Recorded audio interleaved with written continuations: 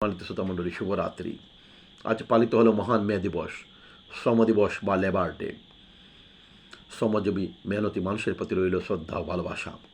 আমার কাছে কেন যেন মনে হয় কিছু দিবস আমরা পালন করার জন্য পালন করি বা নিজেদের মহান হিসেবে তুলে ধরার জন্য ওই একটা দিন গলা ফাটাই বা চেঁচামেচি করি। কার্যত এর উপকারিতা কতটুকু, যে শ্রমিকদের কঠোর পরিশ্রমের বিনিময়ে উৎপাদিত পণ্য দিয়ে আমরা ঘর সংসার সাজাই বা নিজেদের সাজাই, তারা কি সবাই শ্রমের সঠিক মূল্য পাচ্ছেন? তারা বৈষম্যের শিকার হচ্ছেন না তো? যাই হোক, আমার আজকের কবিতা আমি শ্রমিক আপনাদের উদ্দেশ্যে নিবেদন করছি। পাঠ করছি আমার লেখা নতুন কবিতা আমি শ্রমিক। আমি শ্রমিক, ঘামে ভেজা মোর দেহ, মমত্ব দেখাতে পাশে আসে ছবি তুলে কেহ কেহ।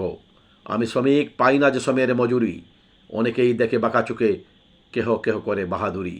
আমি শ্রমিক, অসহায় শঙ্কিত করে মহামারী, সহানুভূতি নয় সম্মান চাই, বন্ধ হোক ছল চাতুরি।